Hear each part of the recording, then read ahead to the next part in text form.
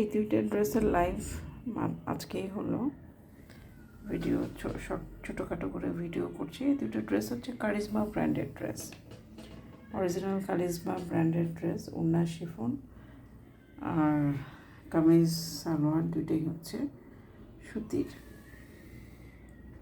চমৎকার কালেকশন।